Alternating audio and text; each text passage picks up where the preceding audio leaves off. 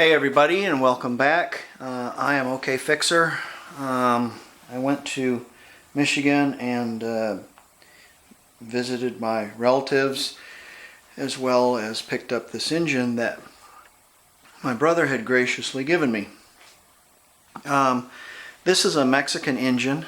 It wasn't a Type 3, and so it has, but it's a universal case, and it has some things missing and things added for Type 3. One thing that we did while we was at his house is we took the Type 3 cylinder heads off and just fudged some the single port engine cylinder heads on there, as well as rockers and push rods and such. We'll have to take those off and rework all that because these two studs are too short. A dual port engine has less meat right here, and the studs are, shorter. Another thing he pointed out to me on my build of my engine stand, and that is usually they are curved, and why they are radiused like that is because they're stronger. And now I have 90s here, and probably not as strong as the radiuses. So it would probably be wise that I put a gusset here and a gusset here. But for right now, I'm going to just work under the table there. If it happens to break off, it won't fall far. So we shouldn't have a real big problem. First thing we need to do is probably take those cylinder heads off. So I'll do that next, I believe.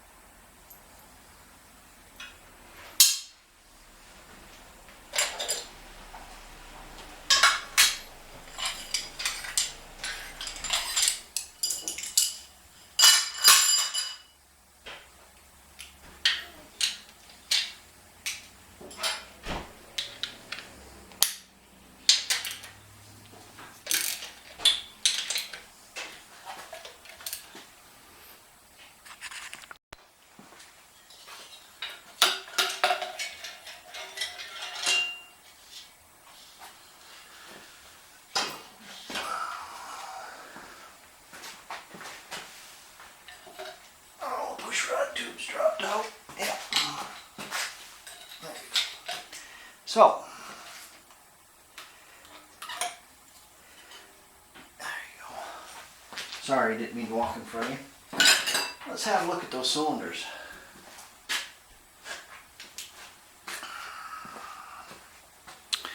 See if I can get you in on that.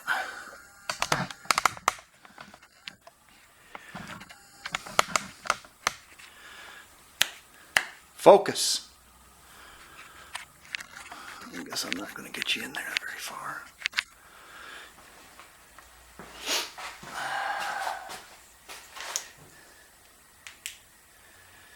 Yeah. See, I don't know if you can see that, but I still see cross hatching on the cylinders. So they don't have a lot of room left in them. Or they don't have a lot of room left in them. Boy, where's my mind? They don't have a lot of time on them. There's no ring ridge, and 85 5s, so they say on there. Not a lot of carbon buildup at all. Of course, it's fuel injected, so you would expect that. So yeah, I think this is going to be fine as far as the bottom end. Again, this one was professionally remanufactured by an engine company. So, yeah, it is what it is. Brian also left the original German flappers on here. Actually, when he put this together, let me think.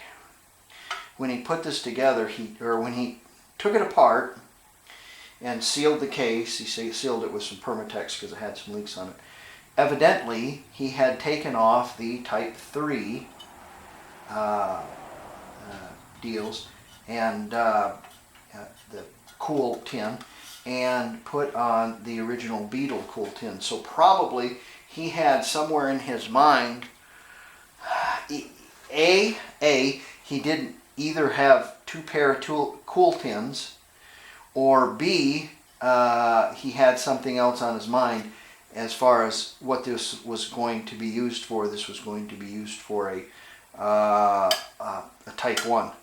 Type 1. Jeez, Dan. Boy, I need to redo this video. This is going to be used for, yeah, a Beetle, a Type 1. Whereas Type 3 has the cool air underneath it, and these have just the tin. So don't know what was on his mind then, but there you go.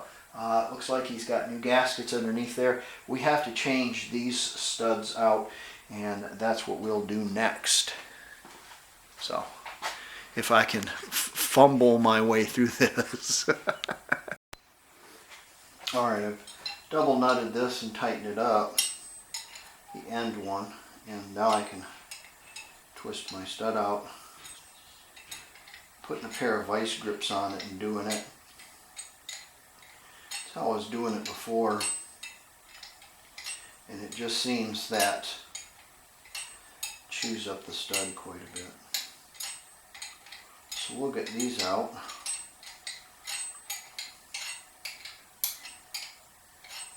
And then we'll put the new one in.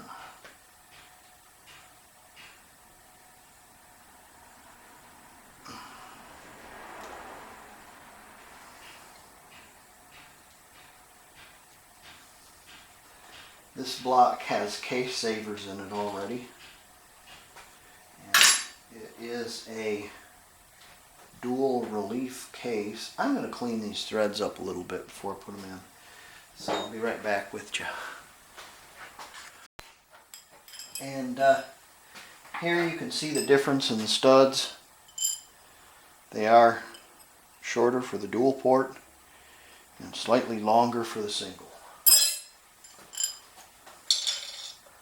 Cleaned them up. I'll put those in there.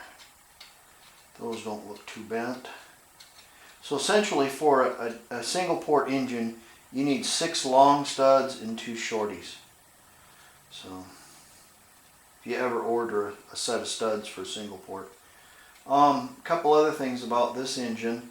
The oil cooler stud was missing, so I have another one here. I just don't have it screwed in. And the Type 3 does not use this stud in the fuel pump because, well, this one doesn't because it's fuel injected. So of course it doesn't use a mechanical fuel pump. So this boss is it just has something bolted onto it, and it doesn't use this back, I guess. It's kind of funny because it's got a hole in it back here, and and the hole goes through. I guess maybe it might have a bolt. Probably has a bolt, probably. I don't know. I've never had a Type 3 engine apart, so I couldn't tell you. Okay, we have our studs on, and we have them in there, pretty good. And these are relatively clean. We looked at them. Everything looks okay. Now we can get our 4 tubes here. It's funny, these gaskets that are on here. They were just put on and then they're set underneath the workbench for 15 years, but I'm going to replace them and put new ones on there. So, there you go. Get gaskets on there and Get them in there and then we'll get the head out. I'm using this as a sealant for my push rod tubes. I gave them just the slightest little bend outwards, not a lot. Put new German seals on there, and I'm putting a little of this around there. I have original, if I'm not mistaken, yes, they have VW marks on the push rod tubes. So these are original push rod tubes. I don't know where he got them from, but they are original because they're really nice shape. And then make sure when you do your block here that you pour a whole bunch down into your lifter galley, because that's beneficial to the lifter. I'm joking, don't do that. Realistically, you probably don't need to do this, but I'm just doing every little thing I can do to try to make it. Yeah. Right. Let's see here.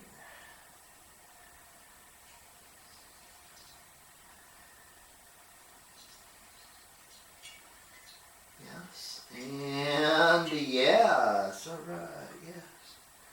A double yes. That and that. Okay. Now,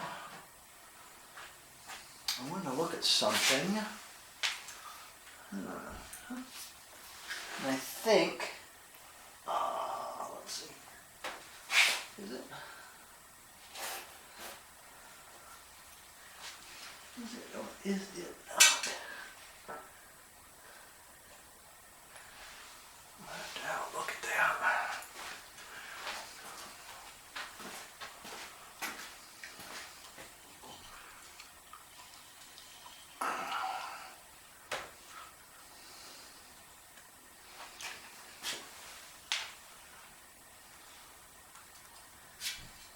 Yes, okay. Which cylinder head goes on which side? Well, it doesn't matter. Well, it does, to a certain extent. If you notice, this has a little slot cut in it, and that's for the thermostat rod. The thermostat is on number 1 and number 2 side, not 3 and 4. But both of my heads have thermostat rod slots in that little piece of metal. Incidentally, if you don't have that little piece of metal in there, we'll find one because it's important.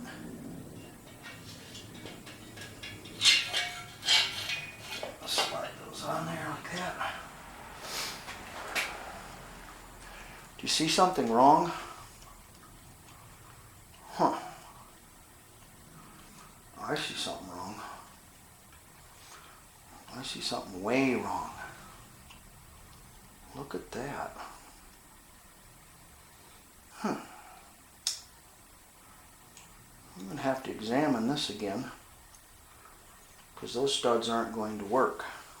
They're way too long.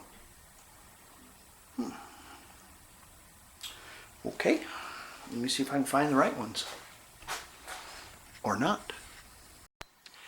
Well, I looked all over and I only found 3. And you know what that means? That means I'm going to have to order one. I believe I got caught up in this last time, and I went to Brian, who is on the Samba from Purcell, and I got some studs from him. But I think he didn't have a complete set. He only had 3. So I just ordered a whole new set of studs. And so, yeah, what are you going to do? So these 2 here are just, I think, just slightly longer. Maybe they're not. I don't know. But they're, no, they are. They are just a little bit longer than the short ones. So there's 3 different sizes. I'm going to have to work on this one with a nut and bolt.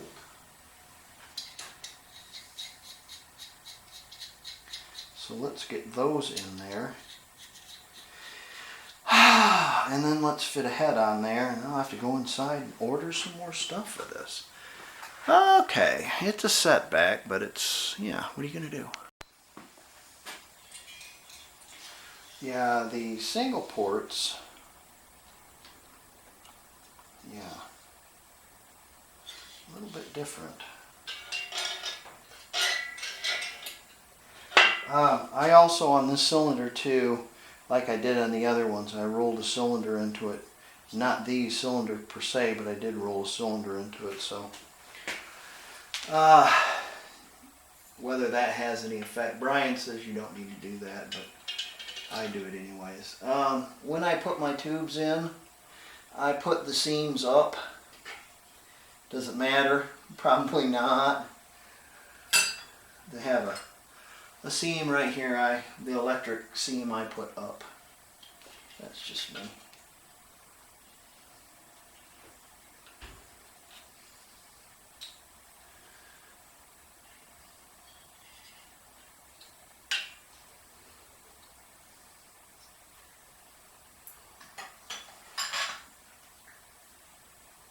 That stuff sure is sticky.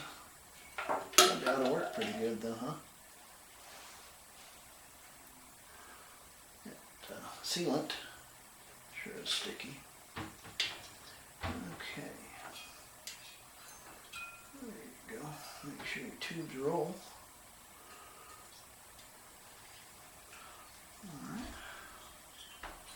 There you go. I'm going to work a couple of nuts on there. Looks like I got it a little, those tubes a little opened up a little bit. So let's see what I can do here.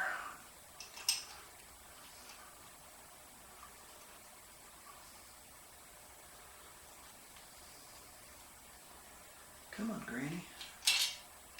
Don't give me any. Don't give me the breeze. Go on there.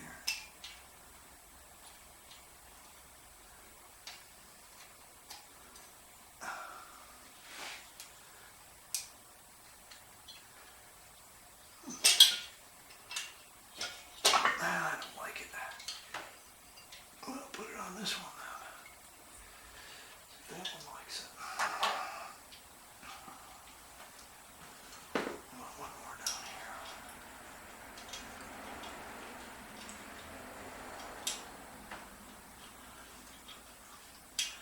Well, in all actuality, there's enough room for washers.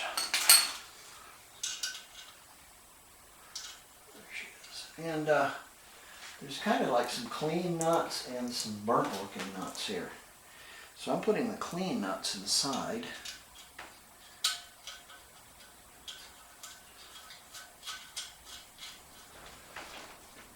And the ones that looked a little rusty and they were on the outside, I'm putting them back on the outside.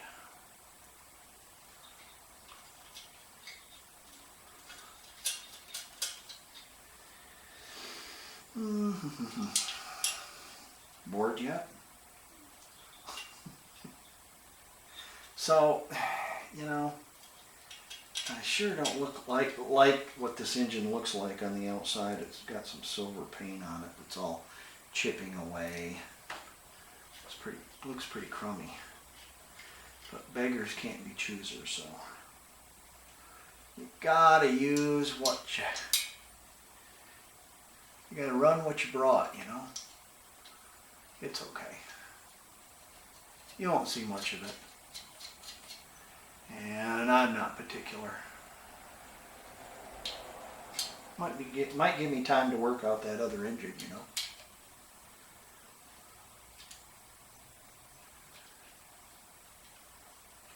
Good God, is this boring.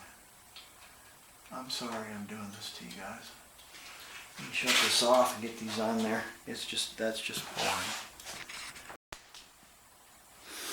Have a look down here under your push rod, under your cylinders and your push rod tube seals, and make sure everything's squared up good before you tighten this all up. Also, you can take your 3/8 extension and give these a little alignment too, as well, before you go and tighten this down. Now let's torque that head on, or torque those head bolts. 7 foot-pounds this way.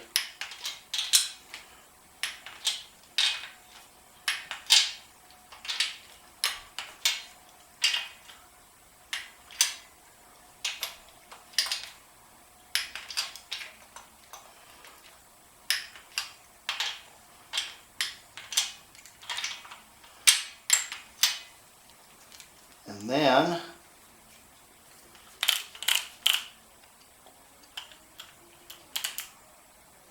I used to be able to see.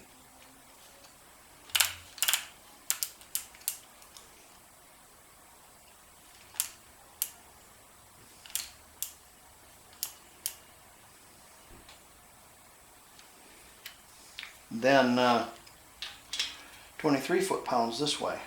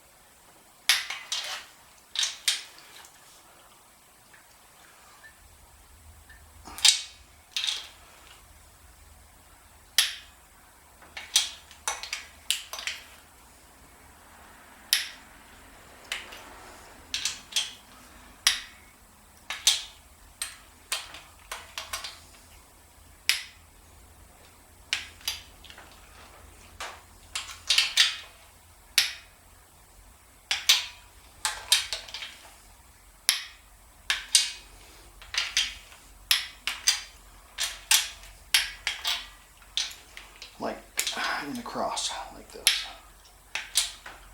And go back and forth on them and make sure and give them double duty.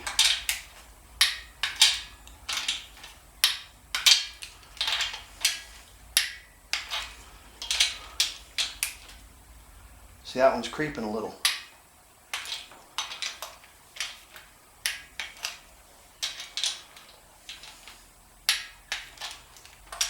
So we got to hit that one again.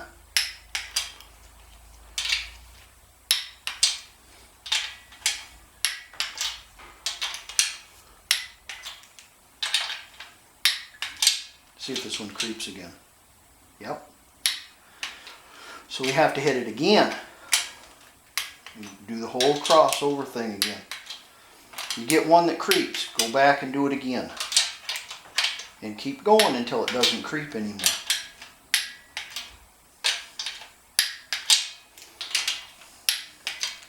See if she creeps this time. Yep.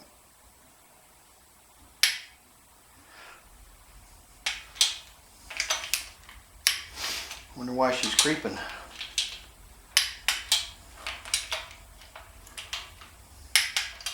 Might have a thread problem, thread cert problem.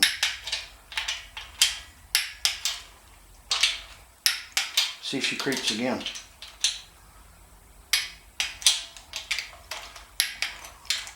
Not really.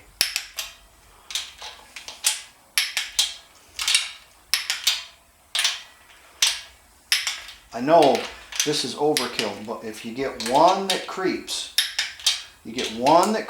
this one. Nope. Now we're going to check that again. You work the whole system. You got one that creeps, work the whole system over again. Don't just tighten it up until it stops creeping, because when you do the other ones, it might adjust it enough, just a little bit, where it'll creep more. Oop.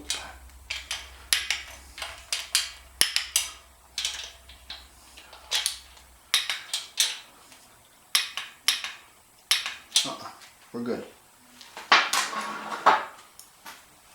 Okay.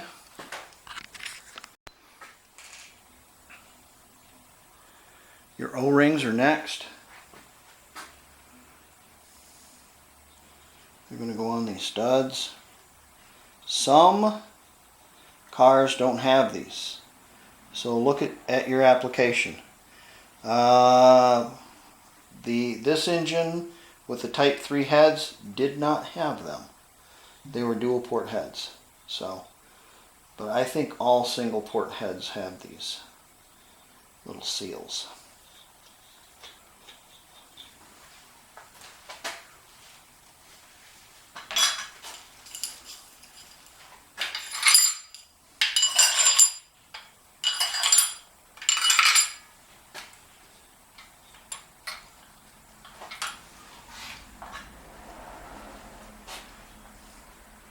Your slots and your rockers, they go up.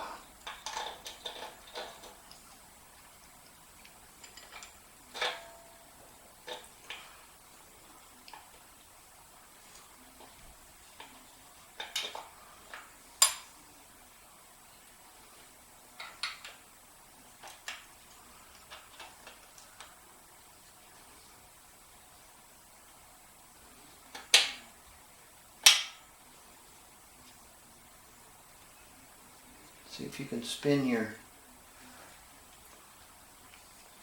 push rod.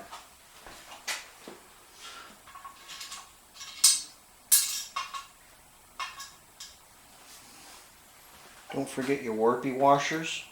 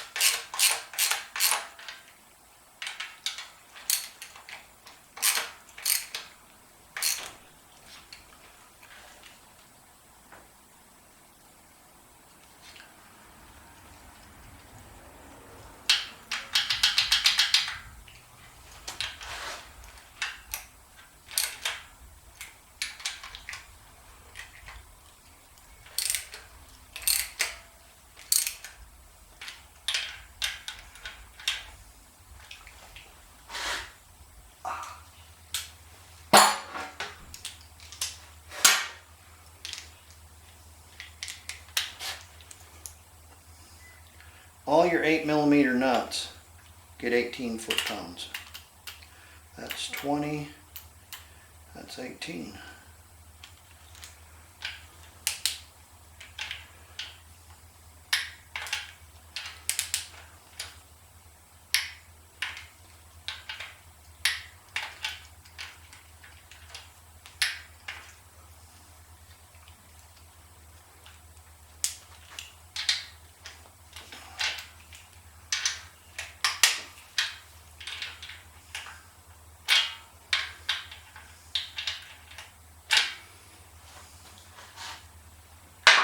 What a difference a cylinder head makes. Make sure your push rods turn.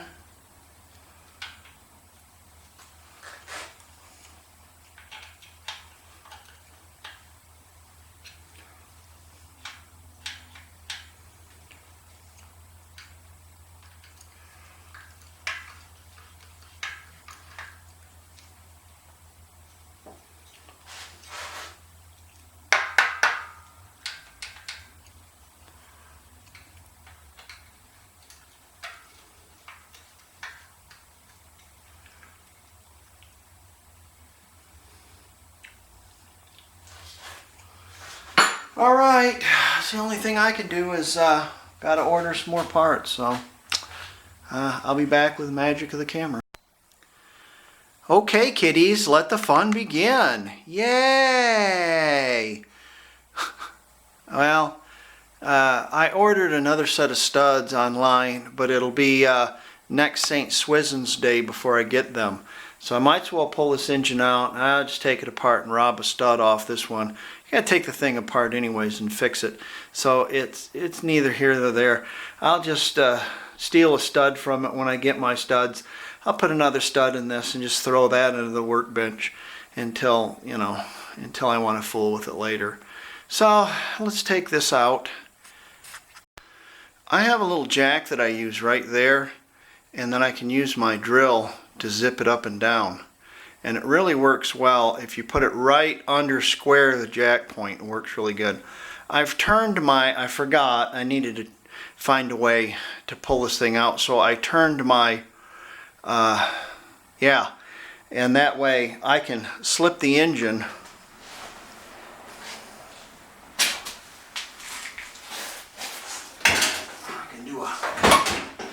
I can do a drag.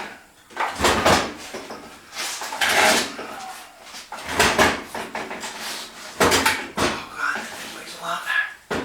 Okay, I can do a drag and I can clear this. Well, this is how I get an engine out. So, you know, you can have it down on the ground and then jack it up, and then, but it's, you know, getting underneath it to disconnect everything, and I've got it jacked up already. It's kind of a no-brainer to me. I'm going to leave this like this, and like I said, I can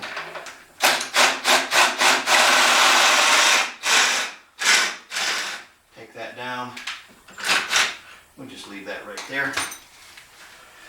And it makes it easy to get the engine in and out when you've got a space here underneath. And get it out of there. Also, some things on this are very delicate. So I have taken my distributor out of it because they're hard to find. So I didn't want to bend it or booger it up or anything like that. Been a long time since I took one of these out when a car body was on it. So, okay, let's get this up on the on that, and then we'll take it apart. The power egg is on the stand, making me a little sick to my stomach. Because I have to pull this thing all back apart again. That's why it's so damn important to make sure that you get it right the first time. So, anybody out there putting an engine together, make sure everything is right. Because, you know, when you get older like me, this isn't an easy job anymore. It used to be, oh, we're going to put that engine in that box. Oh, okay, all right. Well, there you go.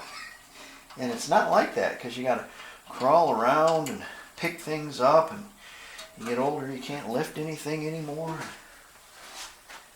All that nonsense.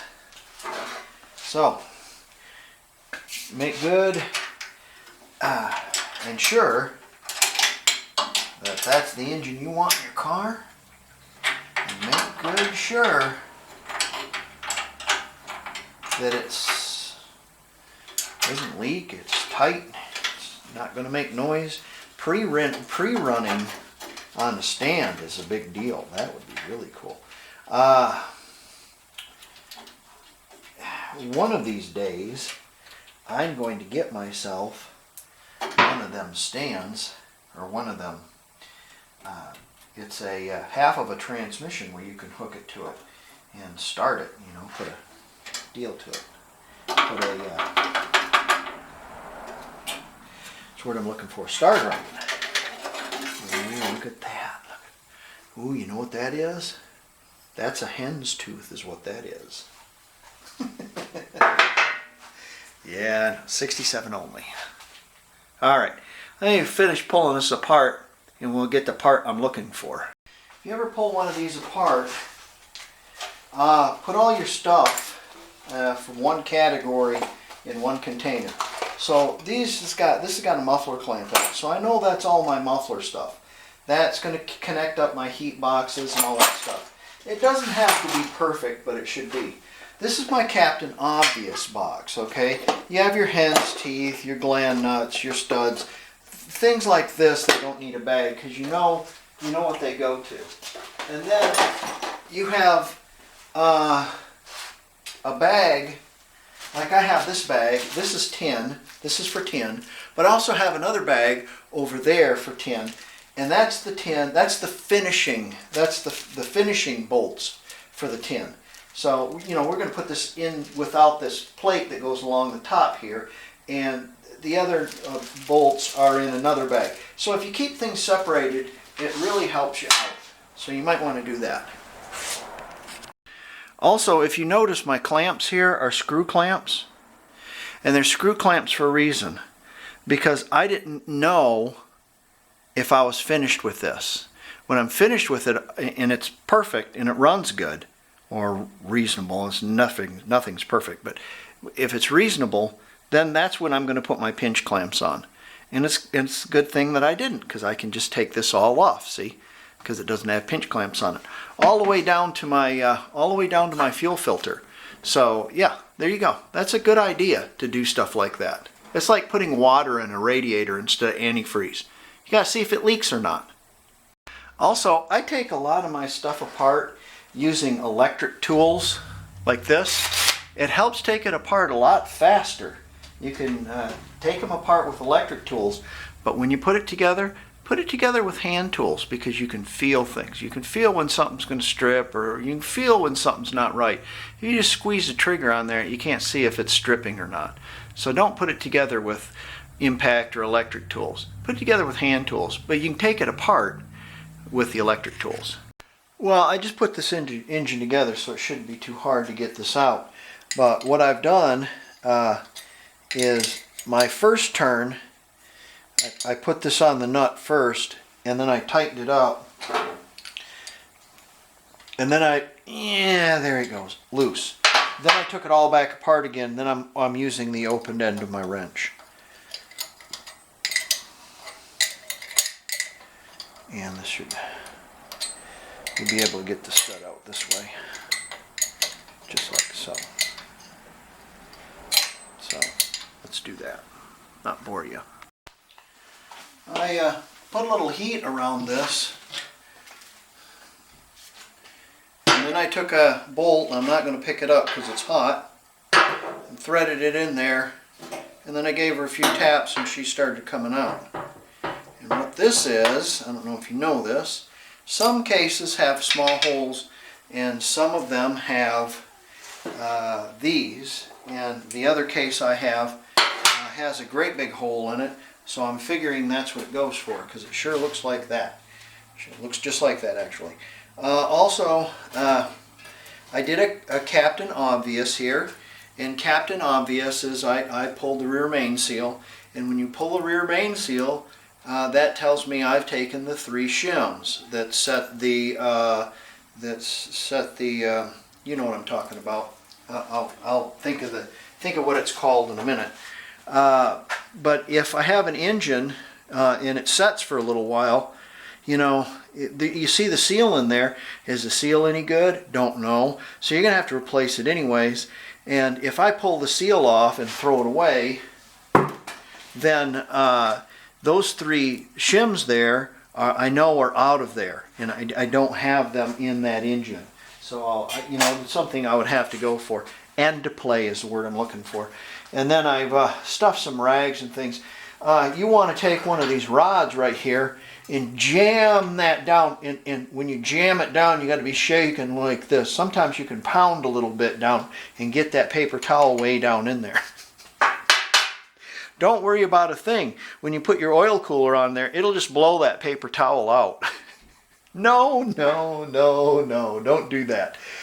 Just a couple little plugs, and that's just going to keep maybe I might have a stray I'll probably put this in a plastic bag too. I might have a stray hornet come in here and might want to make a nest. So I've kind of plugged up things, keep all the big stuff. Anyways, there they are. Ooh, look at that. Ah, ooh, oh, ah. Okay, these are the parts that I need, and had to rob off that. Now we can start working on that other engine, and looks like I got to charge my battery, but in the miracle of camera and the miracle of video, it'll just be a minute, because I got to go downtown to opening night. Yuck. New Year's Eve. Okay, but when you're married, you got to do stuff like this. It's a dirty job that someone has to do it, Okay, see you in a minute. I put some shims in the crank there. It didn't have the shims in there, so I put my 3 shims in, and it looked like it had a new rear main seal.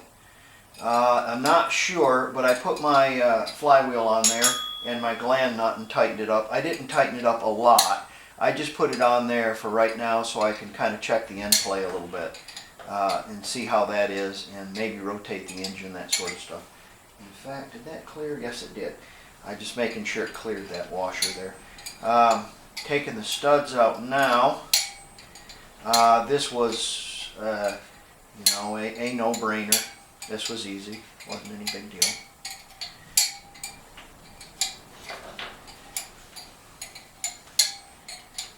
And a lot of you might be asking, well, why don't you just make a dual port engine out of this? Well, here's the deal. When you do a dual port engine, you should have the dog. It runs hotter, so you should have the dog house. It runs hotter. It might not run hotter. That's my opinion. It runs hotter. Okay, and so with the dual port engine, Volkswagen that is, improved their cooling by putting a dog house on it and getting the oil cooler out from number 3 in the path of number 3. The oil cooler sits right here, so number 3 gets all the heat. And doghouse style, the oil cooler sits back here, and so it's off, and it exits all the heat out the back if it's done properly. Dual port engines, yeah, they're great, they're wonderful, but this car had a single port engine in it. Show you the difference. You see the difference there? Okay. Well, the dual port engine had more horsepower, and I think it produced more heat. And in Volkswagen, either did that to improve the cooling, or because the engine was a dual port engine and made more horsepower, they needed to improve the cooling. I don't know. I don't know what the answer is on that. But I do know that they put slots in the deck lid. And when you put a slotted deck lid on the back of a 67, it negates the look of a 67. So I'm going to have a solid deck lid. And that's what I have, is a solid deck lid. And it doesn't have the slots in it. And so it doesn't have the slots in it for cooling a dual port engine. This is all theory. Whether it's true or not, I'd like to get the minds of some of the Volkswagen designers. That would be what I would like. But I don't know what the book says. I'd have to read up on it and say. But I'm pretty sure that's what it was, is to improve the cooling and to improve the cooling of the new engine. So kind of negates a single port and the look of a single port and the look of a 67. So I want this to look like a 67, and I'm only after 53 horsepower. So there you go. All right, let's screw those in, and we'll get the heads on and do the same as we did on the other side. Okay, at this stage of the game, what I did is I rolled this thing over a couple of times, and I got it, took the slack off the valves so I can set them. And I rolled it over until I got number 1 up like this.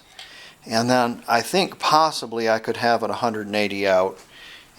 You do the math. But the crankshaft is keyed, and so then you have your first mark to the left should line up with the case. So indeed we are on number 1, and what I want to do now is put this distributor drive in. This engine does not have a distributor drive, and so I wanted to put this in, and before I put it in I wanted to oil everything up nice and make sure, and put it in upside down so you can do it.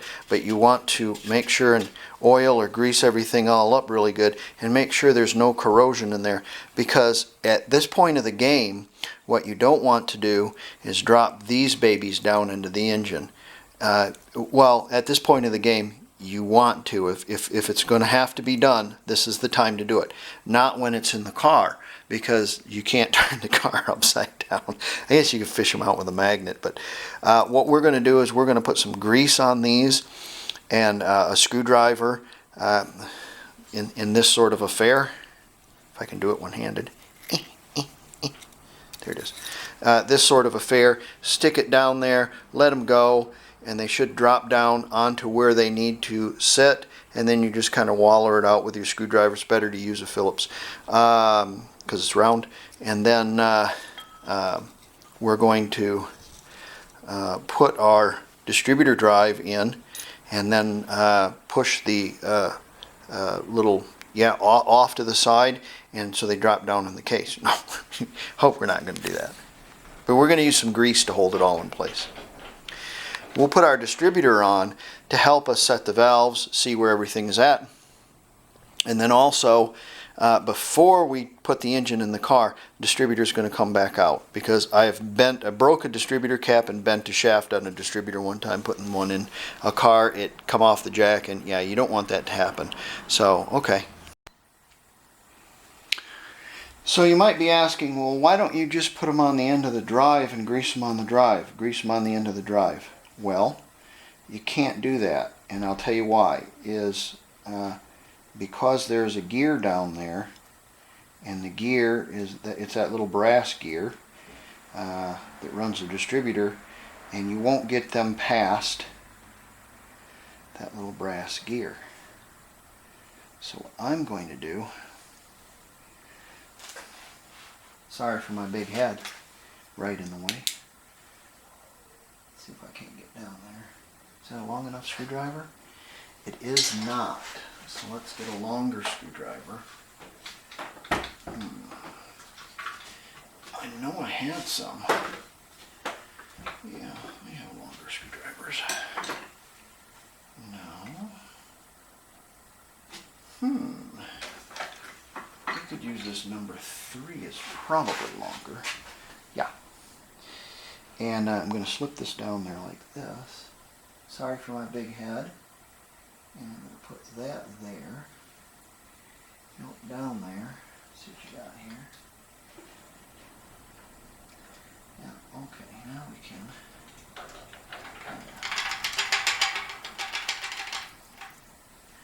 wiggle that back and forth. Sorry, I did it again.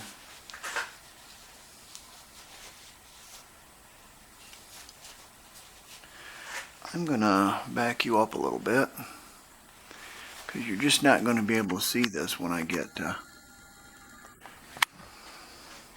but I'll show you.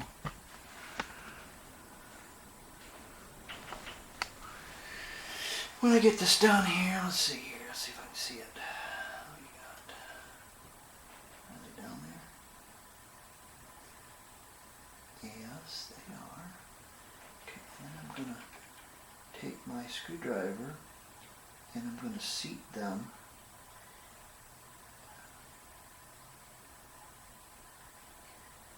seat then. There you go. Now, let's see if I can show you that. See if we can get close, if I can show you. Let's see here.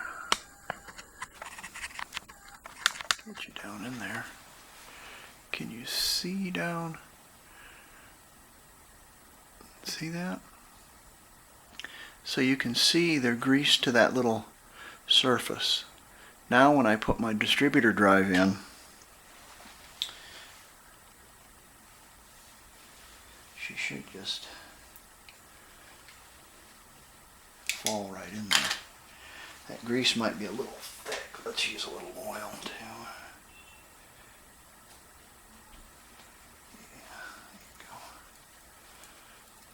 Now, I've got myself a Volkswagen part number 687/Z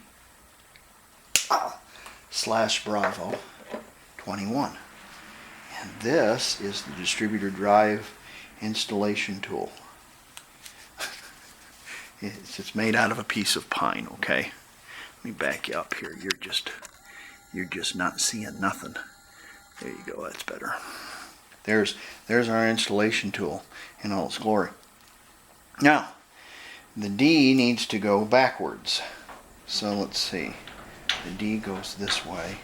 So the big part, and there's our backwards D right there. I know it could be like this, but it's not. You want the big part backwards, like this, like a backwards D. Okay? Now, remember that the engine is going to turn this way. Remember, the 1, 4, 3, 2. So it's going to be 1 and then 4. So of course it's going to turn this way. So what you're going to want to do is you're going to want to come back a tick and try to set that in there where it's going to straighten up. Like that. Now, will it be perfectly... Sorry, I got cut off. Lost my my chip, run out of room. Will that be straight up and down, like perpendicular? No, actually it will be ticked just a degree. Not a lot. But I looked at that, and every one of these I put together, and they're always ticked just a little bit, just not quite in there straight. And I always tried to get them in there straighter and straighter and straighter and straighter, and you couldn't. You know, it was like you're off just a little bit. But that's what you want, is the D running backwards like this.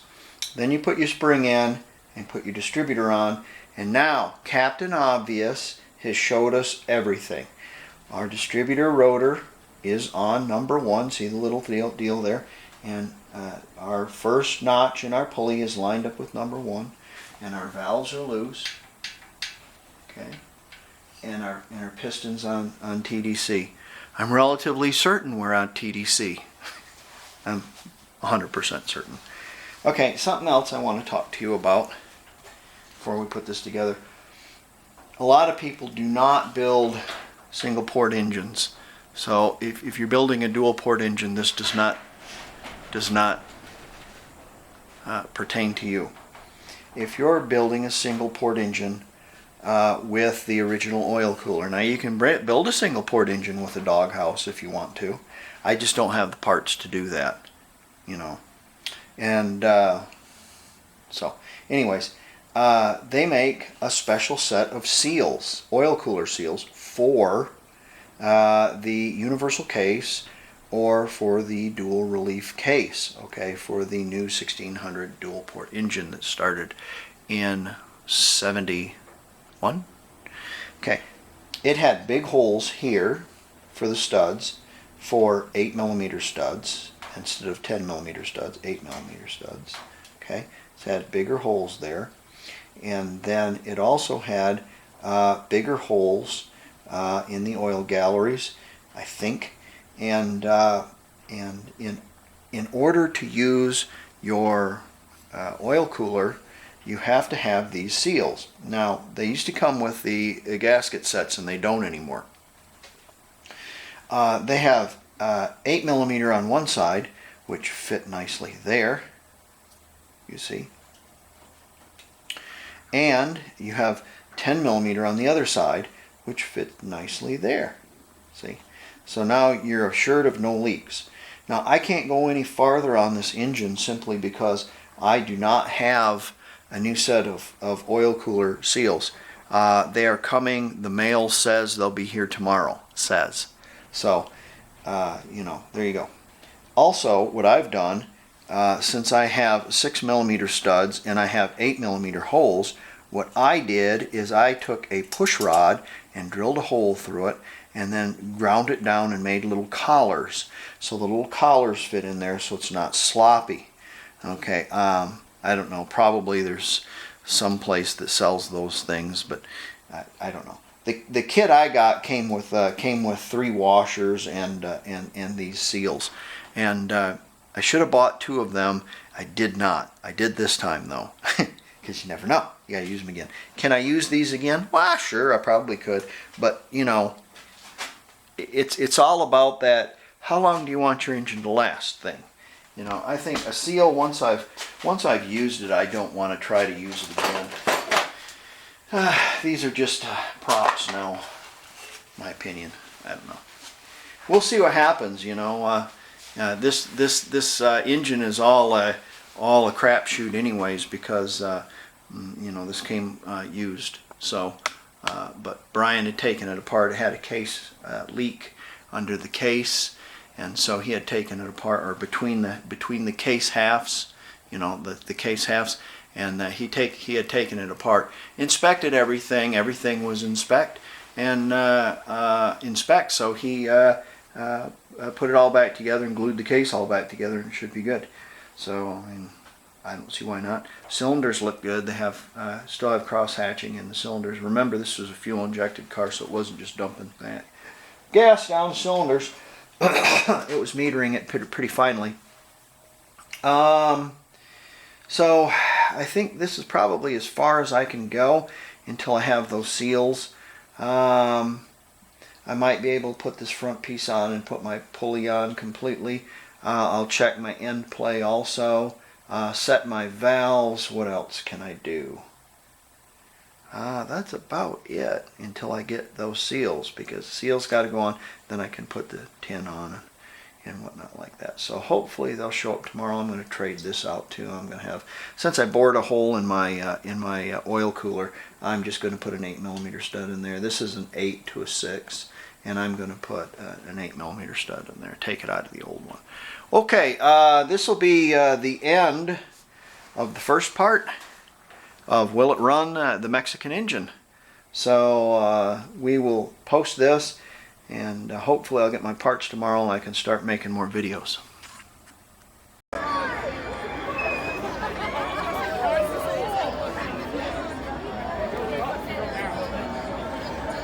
Thank you all so much. Once again, we're Squad Live from Oklahoma City, Oklahoma. Please follow us on Facebook, Instagram, and Twitter, Squad Live. Thank you so much. Only 30 seconds left.